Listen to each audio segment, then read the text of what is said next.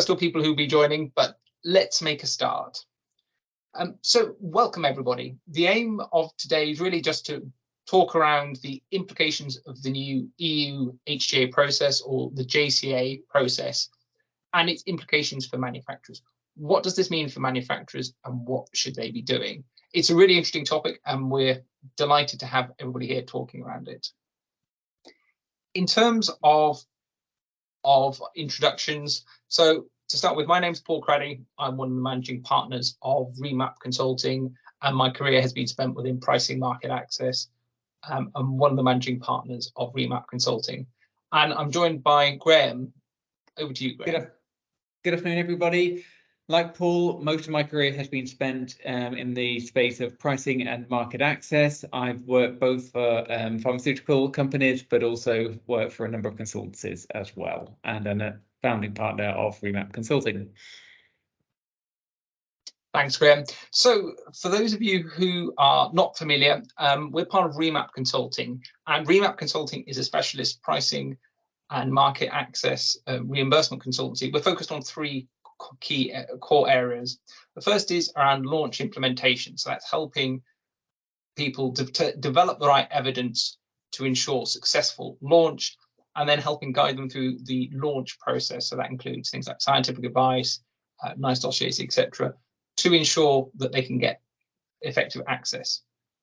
The second area that we're passionate about is training, and that's training both pricing market access people, but also more commercial people around how the importance of market access and how they can build their capabilities around it. And the final area that we focus on is around price optimization. And this involves determining the right value for your product via different ways, such as payer research, ad boards, and really helping communicate and build the value of your product. So today we're going to be talking around the new EU HTA process and what that means for manufacturers. It's going to be split into two parts. The first part is around a quick recap of the process. We have done a previous webinar, and so we'll quickly touch on some of the key parts around that, and that's also available to watch online. But what we really want to spend most of the time is talking around what are the 5 key things that manufacturers need to be doing today to be successful for this when it starts in 2025. I would also say that this is really a rapidly evolving area and is very much subject to change. So what we're talking around today is based on the latest available information that we have, but things are still moving very quickly in this space, and so updates can happen quickly. If you have any questions, do also put them in the chat function, and we will try and address them either as we go along or throughout at the end when we get there. So just spend the next few minutes giving a quick recap on what is the new EU HTA process and what do we already know. The European Commission has implemented this process called the new EU HTA process. Its 3 key aims for doing this are: one is to speed up new access to new therapies. The second is around to try and reduce the burden and duplication of work. And finally, the third is around harmonization of the methodologies that are used to evaluate the clinical aspects, with the aim of trying to make the process quicker, simpler, and more effective so patients get access to the drug more quickly. Now, we'll come back to this at the end to see how well we actually think that this reflects what is going, the stated objectives, and whether this new process will meet the objectives, but just to outline what the thinking was behind it. What this has actually evolved into is two sort of distinct processes, one called the Joint Clinical Assessment and one called the Joint Scientific Consultation, the JCA and JSC. So the overarching EU HTA process, the objective is to introduce a evidence-based process that allows EU and national authorities to determine the effectiveness of new or existing health technologies. So a European HTA process. And as I mentioned, there's 2 parts to this. The first is the assessment of new molecules. So this is the Joint Clinical Assessment process, or JCA process, and this is predominantly what we're going to be talking around today. The aim here is really to harmonise the clinical assessment of drugs and medical devices across the European countries, and aims to replace the evaluation of clinical evidence at the country level, and that's a key part that we'll touch on later. The second process is called the Joint Scientific Consultation process, and this aims to provide non-binding HTA guidance before the start of pivotal clinical trials, so before the start of phase 3, with the aim of improving the quality of evidence that manufacturers are bringing for the JCA process. Now, both the JSC and the JCA process will start at the same time in 2025. But it's also important to understand what the boundaries of the new HTA regulation has around it. The aim here is really to harmonise is a harmonisation step before the national country benefit assessments.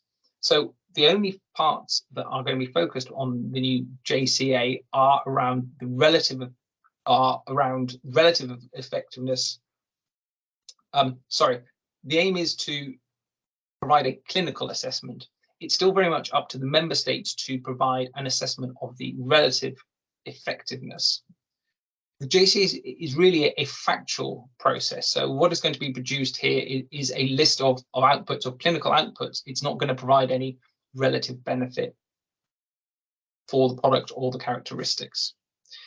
It's not also going to provide any value judgments or conclusion of added value. This still very much remains at the country level.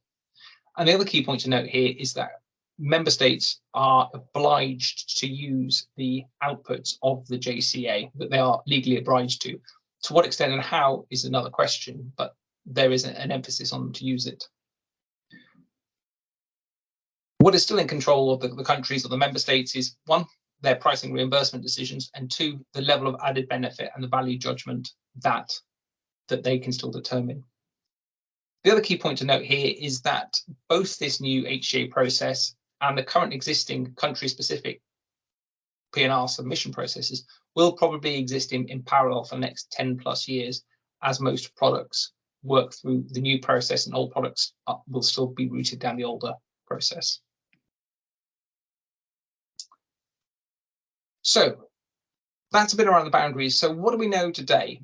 We know the process is going to be implemented, and we know the shape of the process is really starting to take place, and a lot has been published on the draft materials that we'll touch on later, and in terms of the timelines.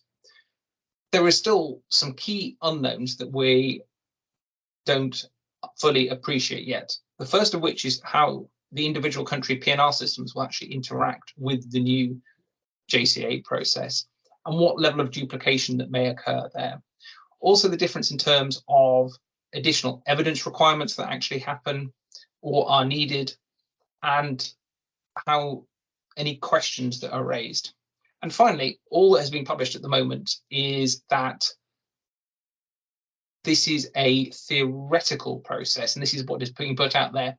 What we anticipate is that when this actually goes into practice, that there will be tweaks and amendments. So in reality, when you come to submit your product, it may look slightly different. So briefly touching on the process in a bit more detail, the process will be overseen by what's called the Member State Coordination Group. And this is made up of different HTA bodies from across Europe.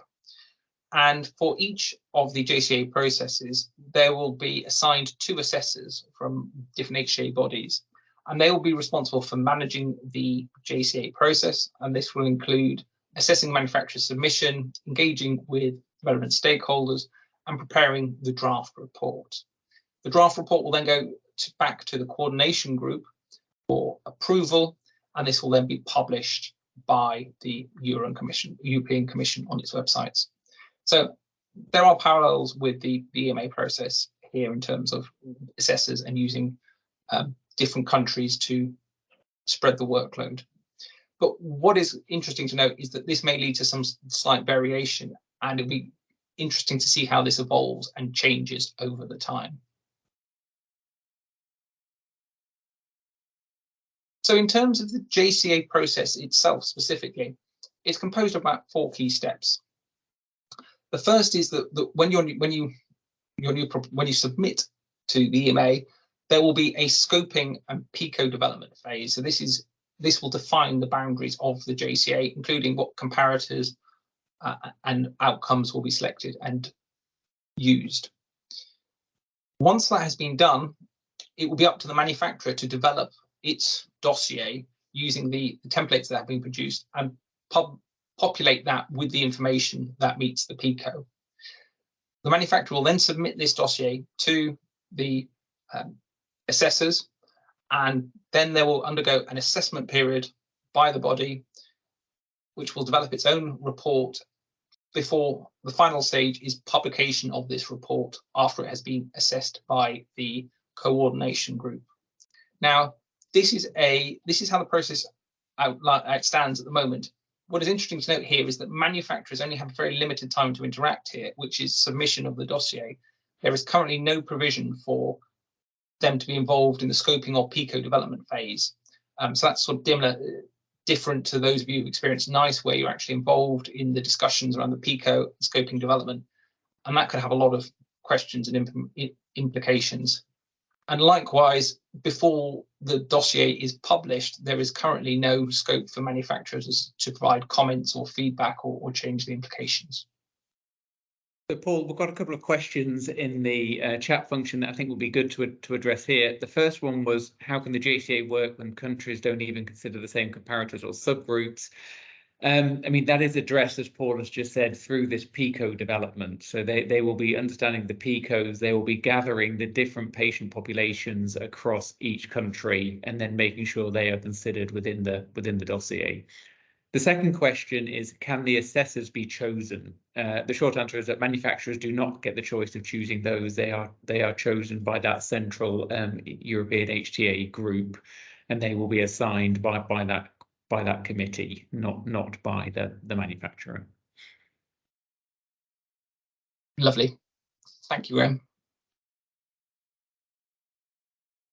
And finally, the key part here is around timelines. This process has actually been put into place relatively quickly, particularly within the world of pharmaceuticals, where it normally takes, clinical trials can take anywhere between 5 to 10 years. But effectively, legislation was introduced in 2022. We're now in the development phase within 2023, 2024, and this is going to go live from the 8th of January 2025, predominantly, initially just for oncology products and AMTPs, followed by all orphan products from January the 8th, 2028, and all new chemical entities from 8th of January 2030. So for those manufacturers who are actually producing oncology products, this is only 2 years away. If you are producing other products that don't fall into these first two buckets, you have much more time to take learnings from the process and obviously develop your clinical evidence programs with this in mind. Okay, so now what we want to do is actually sort of talk around the meat of this, which is what are the things that you should be doing now to prepare for the new EU HTA? And we've come up with 5 key areas that we're going to talk around in a bit more detail over the remaining time here. Those being, begin internal preparations early, understand the methodological requirements for success, determine your new operating model for dossier development, determine the discrepancies in the data, and this comes back to the PICOs, but also in terms of the interactions with country dossiers and additional information that you'll need. And finally, monitor and engage the existing process in order to get learnings, refine and enhance the process and your learnings and understandings. So if we jump on to the first one, which is begin internal preparations early. So the finalized timeline hasn't been produced yet, but what has been published is a number of sort of guidelines. And what's going to be key is what we've set out here is along the top is the existing EMA regulatory timeline. A marketing authorization is granted typically around day 277. And what has been stated is that the JCA report will be published about 30 days later on day 307 in the EMA process. But working back the other way, they've also stated that 45 days before CH opinion is when you'll have to submit the JCA dossier. Now, this may pose some sort of challenges in terms of label indication as well, but that will be interesting to see how the interactions between the EMA and the assessors will actually play out. So the other key points that have been stated is that when you work back through the timeline, the JCA process will actually start on the same day or around the same time as the EMA submission process. So when you submit your marketing authorization dossier to the EMA, you will shortly afterwards receive a letter of intent from the JCA process saying we're also starting for this process. Now, initially, this will only apply to new chemical entities that are starting and are not indication expansions. So you'll receive the letter of intent, and then approximately 100 days later, there will be a scoping document that's produced. And during this period, the assessors will get the PICOs, which we'll touch on later, from the different countries, and they will use these to collect this information and come together, and they will have a scoping workflow around day 130, and that information will then be shared with the manufacturers. So you'll have a relatively limited time to actually produce and submit your dossier. So what this actually means, which is in practice, manufacturers are going to want to be starting to produce and think about their dossiers somewhere between 1 year to 9 months before they actually submit to the EMA, to ensure that you fully understand the landscape, implications, environments. And this is typically the same sort of length of time that you would do to create your regulatory dossier at the same time. But it really does mean that we're pushing market access activities 1 to 2 years much earlier in the process. This obviously has resource and cost and time implications for manufacturers.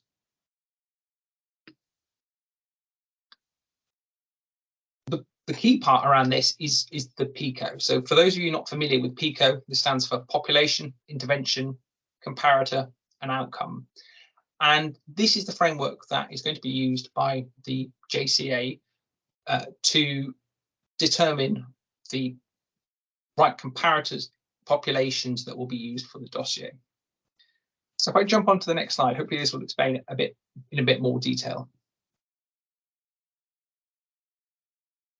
What will actually happen in practice is a survey will be sent out to all EU 27 countries, and they will be asking what are the relevant population, intervention, comparators, outcomes.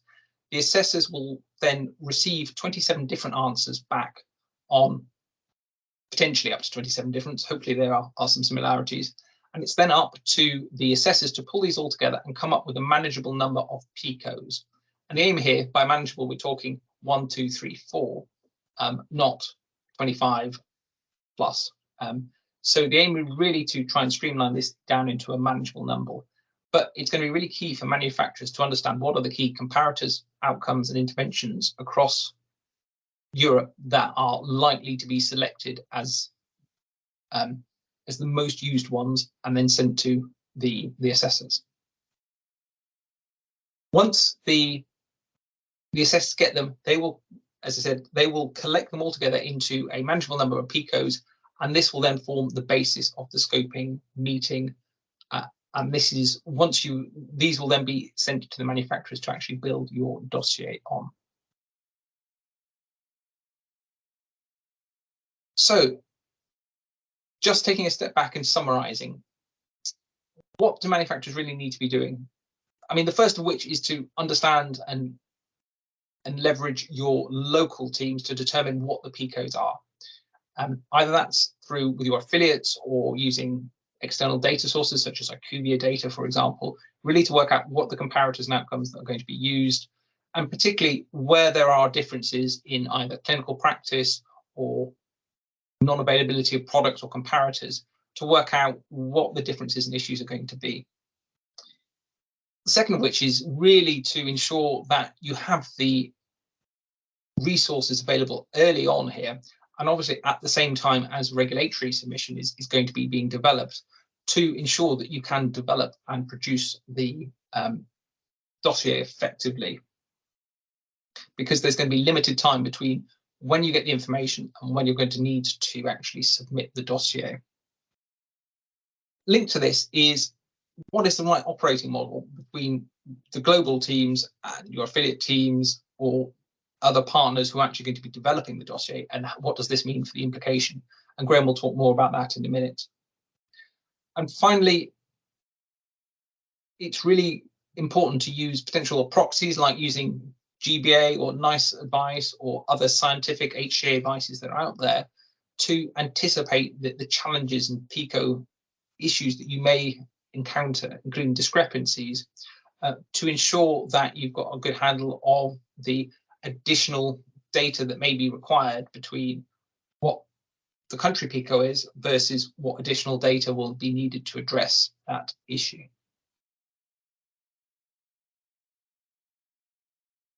So I'll now hand over to Graham, who will walk through the next section.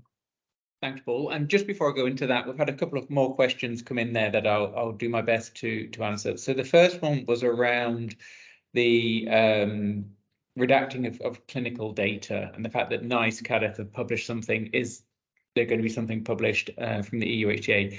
To our knowledge, they haven't published anything yet, but I do know that this is something that they would potentially be cognizant of, and it wouldn't surprise me if they come up with a position on this before 2025. The second question was around the orphan drugs in 2028, and what does that actually mean? That is the date that you get marketing authorization. So if you get marketing authorization after 2025 for oncology drugs or after 2028 for orphan drugs, that's when you would be included in that new process. If you got marketing authorization before that date, then you would go through the country-specific HTA processes as it is now. And the final question was around the assessors in the countries. And, you know, some of them are specialized in certain therapeutic areas. Is that going to be taken into account? The short answer is we don't know yet. We don't know how they're going to be selecting the assessors for each of the HTA evaluations. But you're quite right, and we'll come on to this later as well, is if you get different assessors from different countries, we anticipate that there will be variances in how they assess the report. You know, somebody in Germany will be taking a very different view, we anticipate, than someone maybe in the Netherlands or in Sweden in how they interpret the data and things. So we do anticipate there will be discrepancies, certainly to begin with. And the final question was, from our experience, how many PICOs would you anticipate this being an average for? This is a really interesting question, and it varies a lot depending on the therapeutic area. We do know that at the moment they anticipate between 3 and 5 sort of PICOs to be per project. Hopefully, you know, look towards the number 3. But it's a really interesting area of research to work out, you know, how many PICOs are actually going to be occurring here, and how are they going to determine which ones are most relevant. Good. So just getting back to the webinar, what we'd like to do now is just to move on to understanding the EU HTA requirements. So if we just go on to the next slide, Paul. So as Paul mentioned, one of the key things to keep in mind here is this joint clinical assessment is focused on relative effectiveness and safety. So they will not be making any value judgments here. They will be just producing a report which indicates what the relative effectiveness or relatively safety of the product is relevant to the current standards of cares. So this is in addition to the EMA, which, you know, looks at clinical efficacy and safety. The European HTA JCA process will look at relative effectiveness and relative safety. And then the country HTA bodies still have the job of determining what is the additional benefit of your product, and based on that to determine what the pricing and reimbursement would be for their country. So there is still going to be a strong role for local HTA bodies, even with this JCA process being in place. We do know that the template that is going to be developed is going to be based on the UNETA template. It is currently still being developed and will be going out for consultation later on this year. But we do know that they will be asking for an overview of your product. They want to have an understanding of the disease area and an understanding of what sort of the disease management is, what are the characteristics of your technology, how is it going to be used in practice. Then they will be bringing forward the research question and scope, and this will be based on the PICOs that Paul mentioned previously. They have identified already how they're going to evaluate the methods. So how did you go about selecting your studies? How did you go about extracting the relevant data? And is the data analysis and synthesis robust? So they would like to see all of that included in the submission. They obviously want to see the results that you have got from your clinical studies, and included in that will be things like the study characteristics. And have you got any results directly comparing yourselves to any of the comparators included within the PICO analysis? Or have you included any indirect comparisons to make those comparisons? And then finally, they would like all of the information that has been included in your clinical evaluation. So we anticipate these dossiers to be relatively sizable documents for submission.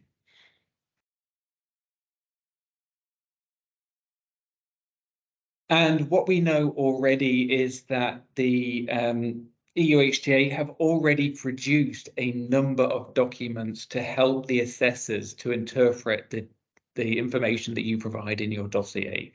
So they have already got procedural guidelines as to how to interact with patient organizations, how to interact with clinicians, how to deal with conflicts of interest, and how to deal with confidentiality. Then they have produced guidelines as to how to interpret the validity of your clinical studies, how to take into account real-world evidence and studies that are not your traditional randomized controlled trials, and how to determine the internal and external validity of your studies. There's also guidance around the endpoints and the applicability of evidence. So what endpoints are going to be relevant and how should they be assessing those endpoints to determine the relative effectiveness of your clinical data. And finally, they've also produced guidelines on direct and indirect comparisons and how, what the appropriate methodology is for doing that and how you interpret those results. So the assessors will get a number or already have a number of guidelines to help them to interpret the data that you include in your dossier.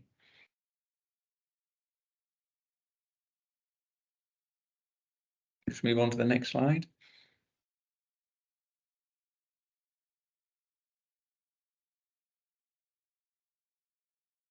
So in terms of the dossier, it's going to be really important that we talk about the internal validity of the trials. You need to support that you have got internal validity from your clinical trials. You have to demonstrate that your clinical studies are applicable to the European Union and applicable to the patient populations decided within the PICO, and also that your statistical analysis is robust and that there is minimal statistical issues with the interpretation of your data.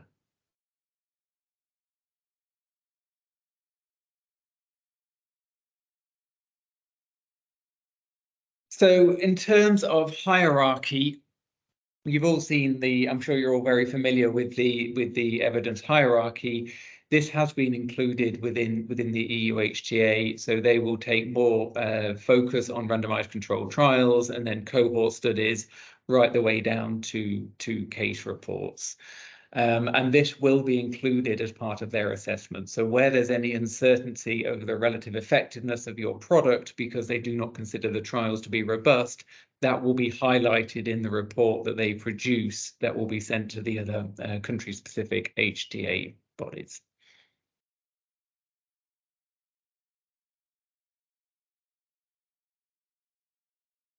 So when we consider, about the EU HTA guidance, when we're looking at endpoints, they do have a number of guidelines, as I mentioned here, and we've just pulled out some here that are going to be important for you to consider. So the use of surrogate outcomes, they very clearly state that surrogate outcomes should only be used if the final patient-centered outcome of interest, cannot be captured.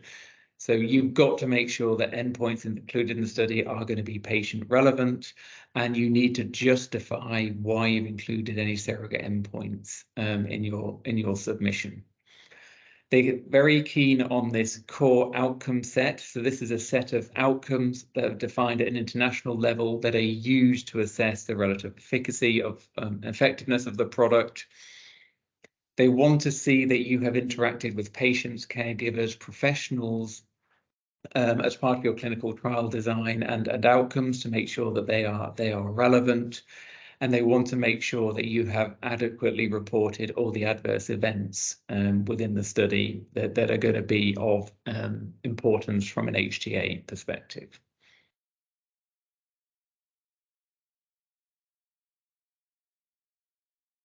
So when we just think about the methodology, what do you as manufacturers need to understand? I mean, it sounds obvious, but it's really important that the internal teams that are going to be involved in developing your joint dossier are adequately trained on the dossier and know what needs to be put into the dossier to ensure that the evidence is communicated clearly and that you have plans in place to generate additional evidence to support that submission if you do not think the clinical trials are going to be sufficient.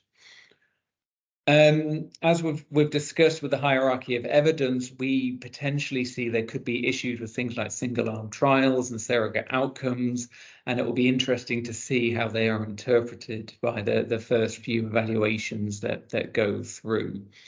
And external comparator studies are going to be requested, but as we know from historically, that they are very rarely done at the time of regulatory approval. So we anticipate that there will be a number of indirect treatment comparisons used within the dossier, and it will be interesting to see how the assessors determine the value of those indirect comparisons.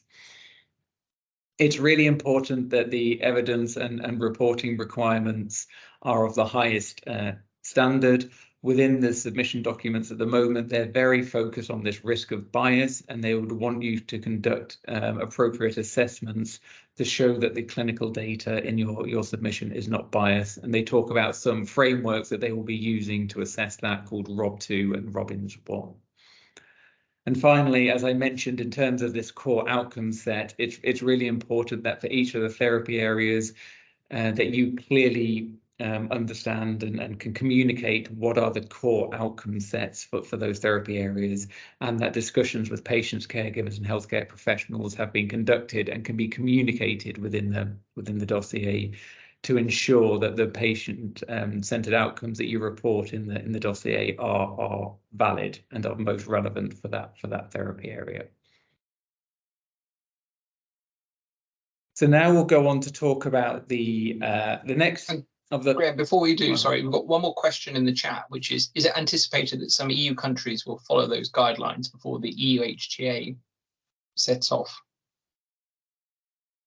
I mean, that's a really good question. I mean, we'll come on to this a little bit later. We know at the moment that very few countries have actually considered how they're going to incorporate this EU HTA, this JCA dossier, within their decision making.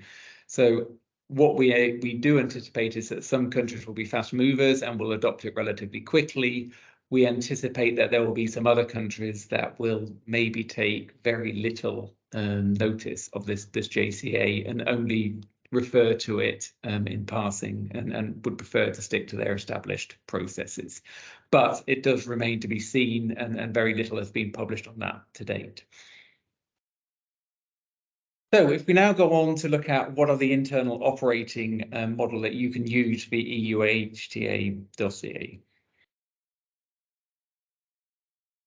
So towards the end of last year, we actually conducted a survey with a number of companies to get their understanding and insights into What do they view as important for the EU HTA, and how are they going about determining how they will set up their operating structure in the face of this EU HTA? And the results were quite interesting. I mean, the vast majority of companies had not really started to consider the implications of EU HTA at this point. The main reasons that we got back for that was there was not enough public information in the public domain yet to help them make the decision. They didn't have the time to make the decision, or they weren't working in the space of oncology and felt that it was too early for them to start thinking about the implications of the EU HTA. About 40% of countries had started, companies had started doing some initial work, but this was really just about raising awareness across the organization and just starting to think about how they might need to change their organization to incorporate the EU HTA into their work schedule.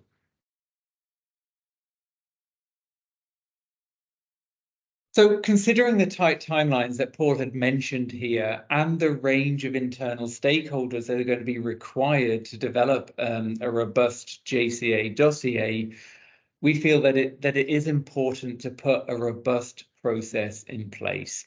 You know, in order to complete the JCA dossier, there's going to need to be a number of contributions from many different teams across the organization, such as your clinical team, your regulatory team, your statistics team, possibly the policy team, medical affairs, and also your local teams as well. They're all going to have to be involved and engaged in the development of the JCA dossier. Then on top of that, you know, a clear decision needs to be made as who is going to take the lead on the development of this JCA dossier. In the discussions that we've had with companies to date, it's clear that there's a differing sense of opinion as to who should be taking the lead. Is it going to be global market access taking the lead here because they're going to be most familiar with the clinical data? Is it going to be the European market access team, as this is a European decision? Is it going to be the HEOR team, because the HEOR teams are sometimes involved in developing the HTA submissions? Or because this is all clinical data that's included in the submission, is it going to be the medical affairs team? One of the important considerations I think that companies will need to be having soon is who is going to be the responsible person for leading this activity forward, and who are going to be the contributors and how are they going to contribute, considering the tight timelines and possible resource constraints that are going to be impacted.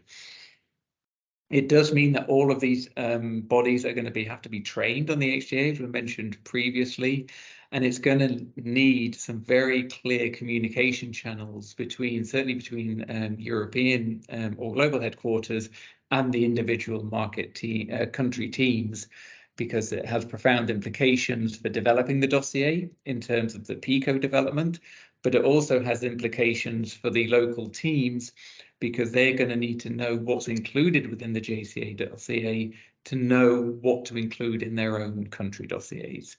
So communication is going to be absolutely critical here.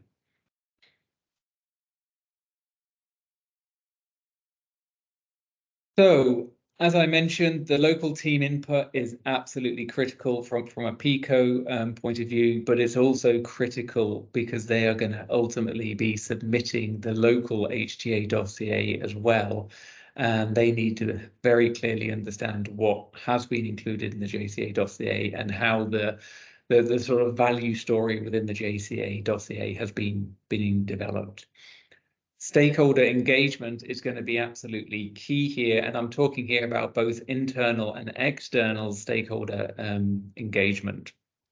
At the external stakeholder level, you know, they, as part of the HTA process, they're going to be engaging with patient organizations, they're going to be engaging with clinicians, and it's really important that those bodies understand the value of your product to ensure that when the assessors are taking their feedback on board, that they fully recognize the value that your product is bringing to the market. And finally, as I mentioned, when you go to do your local HTA submission, it's really important that the information is compiled correctly to avoid the duplication, which is the whole point of doing this EU HTA process. So what do we need to consider as a manufacturer? I think it's really important to establish these cross-functional relationships early and to have a clear process in place for when your first product is going to go through the EU HTA process. The timelines are incredibly tight. The amount of interactions that you will have with the EU HTA organizations is extremely limited. So it's really important that people have a clear understanding of what they need to do and when they need to do it. This probably means that you'll have to implement a new operating model at the EU level for managing the EU HTA process. And it also means that the roles need to be very clearly assigned early on, so people know what they need to do, and that resources are available to undertake the additional analysis that's going to be required for the JCA process.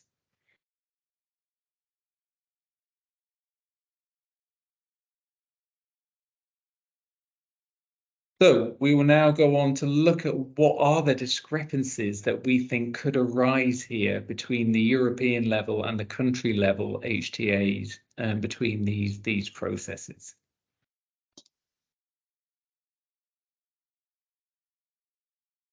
So the EU HTA regulation specifically allows member states to perform complementary clinical analysis alongside the joint clinical assessment. This was one of the things that when the EU HTA regulation was being discussed within the European Commission that they wanted to avoid. They wanted to make sure that the EU HTA dossier was binding and that countries could not deviate from this. Unfortunately, that was not accepted, and this compromise was reached. That means that member states can perform complementary clinical analysis relating to different patient groups, comparators, or outcomes that have not been included in the JCA, or if they use a different methodology to assess the relevant value of those products. And all it states is that member states need to give due consideration to the joint clinical assessment. And it's going to be really interesting to see, as the first EU assessments are undertaken, what the countries consider to be due consideration to this dossier. So, as Paul has already mentioned, the PICO is really, really important here. And it's going to be really important at the European level to understand what are the variances in the different PICOs across the countries, and what additional analysis are you as an organization going to have to conduct in order to satisfy the PICOs that are likely to come out from the joint clinical assessment. And this will need to be undertaken before you receive your request to submit the dossier. Because of the timelines, you're going to be given approximately 70 days to complete your JCA dossier. So you're going to need to know what those PICOs are before that time starts and the stopwatch starts for that 70 days for you to complete the submission. But there's going to be another discrepancy at the country level, because each of the countries is going to want to know what information has been included in that EU HTA dossier, so they don't include that information at the local level. And more importantly, the countries are going to need to know what are the likely evidence gaps. So where is the discrepancy between what's been included in the EU HTA and what my local HTA body is going to want to see? Because they're going to have to conduct, or additional evidence is going to have to be conducted to ensure that they can address those evidence gaps and to ensure that they can get the relevant value rating for their product to support your global pricing aspirations. So we see quite a large discrepancy here at this local level. which, as I mentioned previously, means that there will need to be very clear communication channels between the European and local level to ensure that this additional work can be conducted for you to get the, the value outcomes that you need at that local HTA level.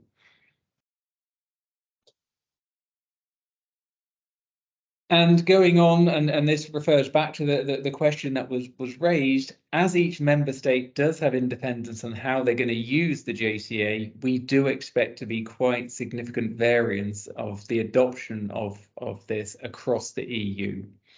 So we do expect that some countries, and especially those countries that don't necessarily undertake a fully fledged HTA assessment at the moment, those countries are likely to take the JCA and use that to interpret the value of the product and lead to more rapid access to patients, and it will reduce a lot of work at those levels. We do see that in some countries they will, maybe take the JCA from a clinical perspective and then ask you to add on the economic analysis to help them make their decision at the local level, but they will take on the clinical considerations within the JCA. And then we anticipate that some countries will only take a nominal look at what's included in the JCA and still expect you to submit essentially a full HTA at the local level aligned with their local requirements. So, we do strongly anticipate quite a large degree of variation across countries, especially to begin with. So what does this mean when we're looking at country level discrepancies? You've really got to understand what the PICOs are, as we've discussed before, at the local level. We need to get better at understanding what are the individual member states going to be taking on board from the JCA and what additional information is going to be needed at that local level. And you've got to support the local teams to get that additional information to ensure that the value is recognised at the local level. But we do take on board that this has got to be balanced against the time and resource constraints of doing this, and I think organisations have got to carefully look at how they're going to resource the EU HTA dossier and how they're going to support the local evidence needs. And building on that last point as well, it's going to be interesting to see how the countries actually react to this, because the countries aren't going to know what's in the JCA dossier until they get it for their submission. So is there going to be a delay before they come back with specific questions, or are they just going to ask for a standardized template which you populate separately? But then how do they sort of reconcile those two parts? So it's going to be really interesting to see how the timing evolves from the member states' questions that are going to be raised to the JCA.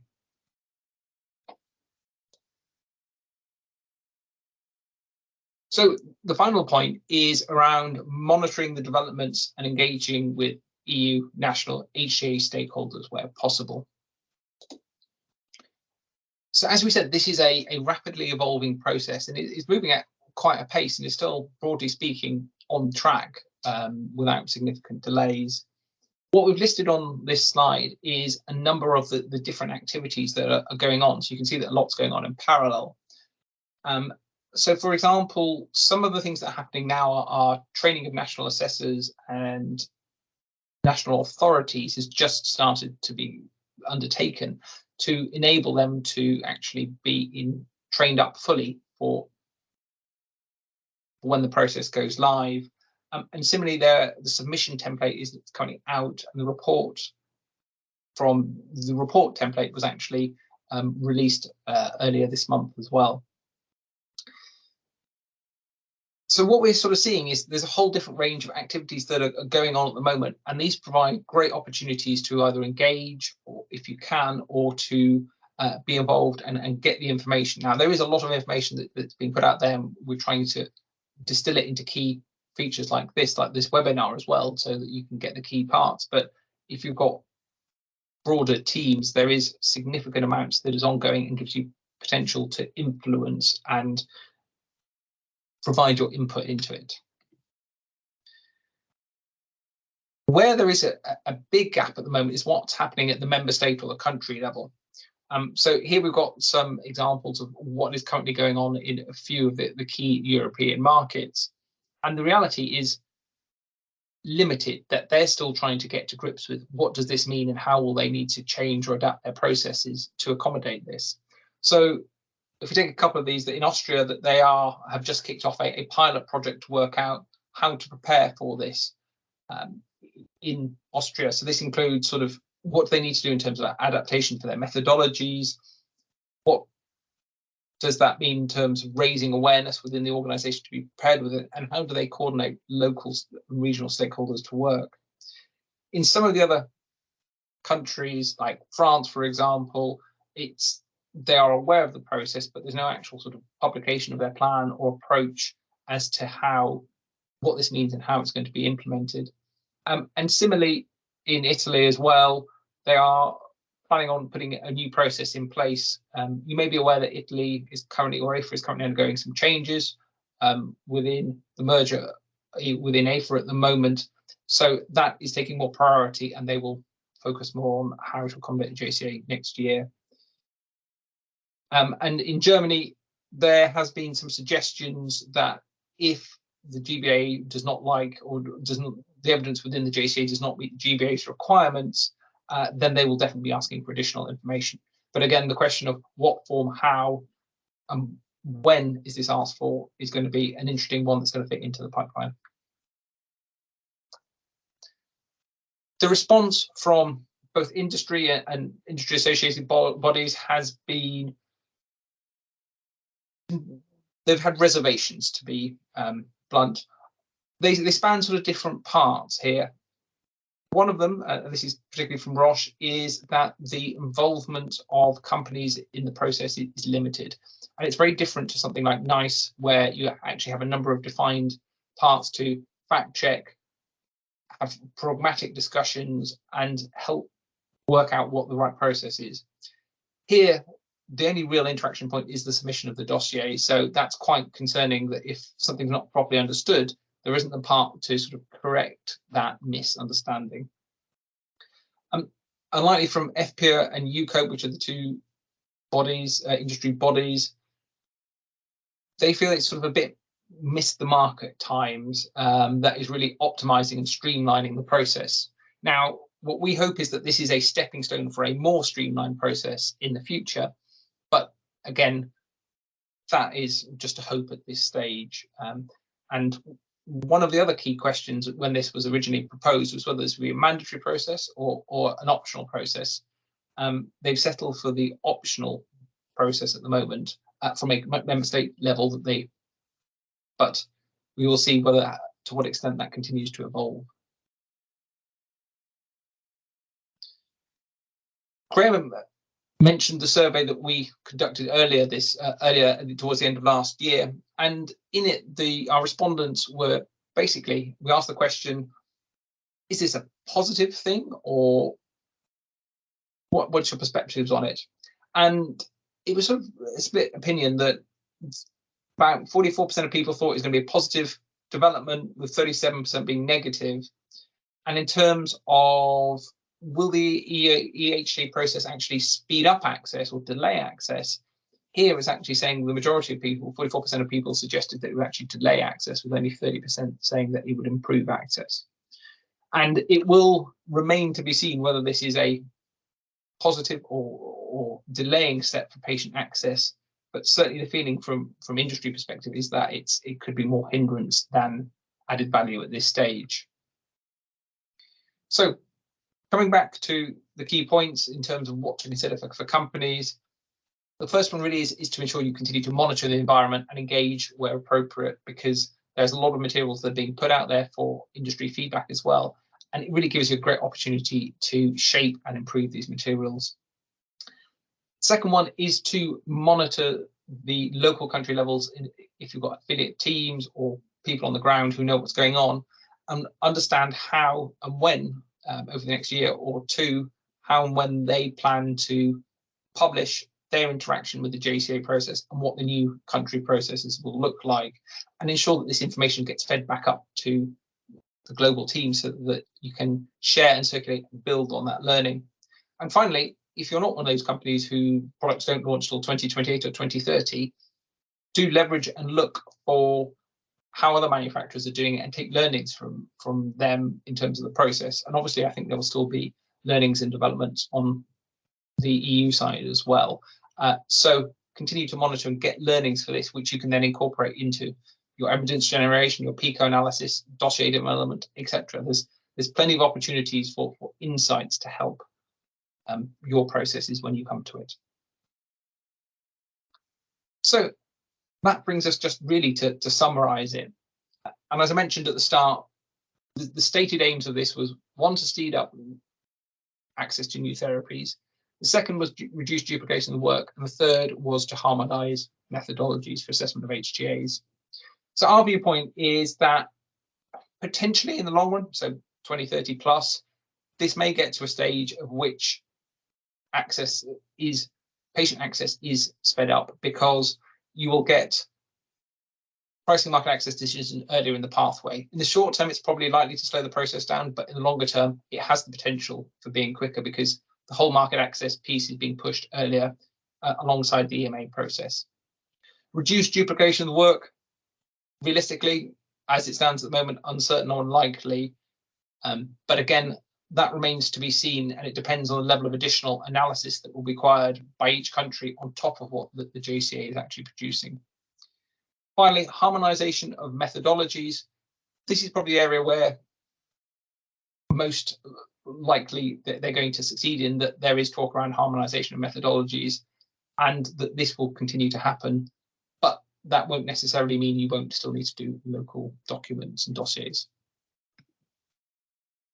So to summarize, if we boil this down to sort of 5 key points, we'd suggest that you're prepared, which is really understand what the organization needs to be successful, to develop a successful joint clinical assessment. The second is organized, which is who in your organization is going to do what and when, and which, more importantly, which products are going to be affected. If you're not going to be till 2030, you've got time. If you're in 2025, this is a major issue and you need to be sort of on it.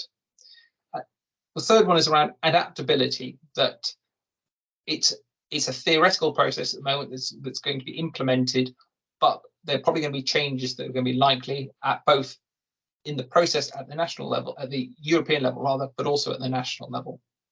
Fourth is start early. I mean, that's the key learning in market access these days. You can almost never start anything too early.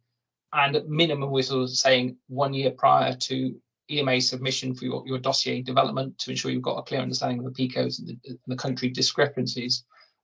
But there's work that can be done prior to that as well.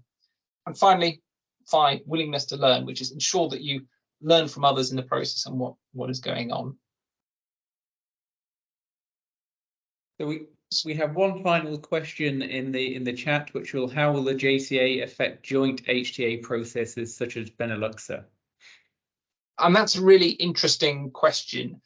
There have been suggestions that these processes will probably evaporate, for want of a better word, or expire through national processes, because this should partly be replaced by the JCA.